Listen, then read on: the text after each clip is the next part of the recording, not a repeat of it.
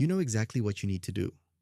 You've known for hours, maybe days, but instead of starting, you're doing anything else. Scrolling, snacking, reorganizing your desk. And then comes that familiar wave of guilt. I'm so lazy. What's wrong with me? I'll just start tomorrow. But here's what nobody tells you. You are not lazy. Procrastination is not a character flaw. It's your brain doing exactly what it was designed to do, just at the worst possible time. And once you understand why, everything changes. Scientists have studied procrastination for decades. For most of that time, the assumption was simple. People procrastinate because they're undisciplined, weak, disorganized. But in 2007, researcher Piers Steele analyzed over 800 studies on the subject. What he found changed the conversation entirely. Procrastination is not a time management problem, it's an emotion management problem. Here's what's actually happening inside your head. Two systems in your brain are constantly at war with each other. The first is your limbic system, ancient, emotional, built for survival. It wants you to feel good right now. It hates discomfort. It lives entirely in the present moment. The second is your prefrontal cortex, rational, forward thinking.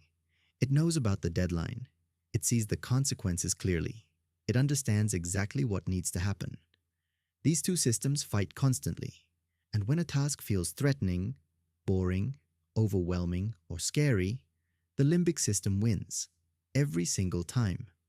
Not because you're weak, because it's literally more powerful in the moment.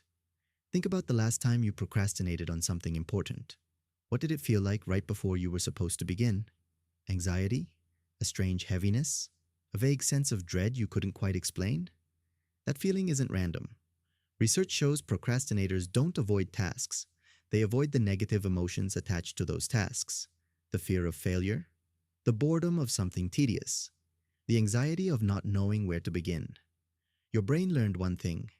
Avoiding the task makes those feelings go away, at least temporarily. So it avoids again and again. That's the procrastination loop. Uncomfortable task, avoid it. Feel immediate relief. Feel guilt. Task becomes more overwhelming. Avoid it even more. The longer you wait, the worse it feels. And the worse it feels, the harder it is to begin. This isn't laziness. This is your brain protecting you from pain. Now here's where dopamine enters the picture. Dopamine is the chemical your brain releases when it anticipates a reward. Not when it receives the reward, when it anticipates it. The moment you decide to pick up your phone during a difficult task, before you've even touched the screen, your brain already released the dopamine. The scroll, the notification, the video, fast, predictable, reliable dopamine, the task you're avoiding, its reward is delayed, uncertain, requires sustained effort. From your brain's perspective, there is no competition. The phone wins before you even unlock it. A study from the University of Calgary found something remarkable. People who procrastinate tend to have a larger amygdala. The amygdala is your brain's threat detection center. A larger amygdala means more intense emotional responses, more anxiety, more avoidance, and the connection between the amygdala and action control areas is weaker. The signal that says, just start, gets lost before it ever arrives. You weren't born lazy. You were born with a brain that feels things more intensely. So what actually works? Not stricter schedules, not more alarms, not another productivity app. The real fix starts with how you feel, not what you do. First, make the task emotionally smaller, not easier. Smaller. Tell yourself you'll work for just 2 minutes. 2 minutes is so unthreatening that your limbic system doesn't resist. And almost every time, you'll keep going well past 2 minutes. Because the barrier was never the task itself, it was starting. Second, practice self-compassion. This sounds completely counterintuitive, but the research is clear. A study from Carleton University found that people who forgave themselves for procrastinated less in the future.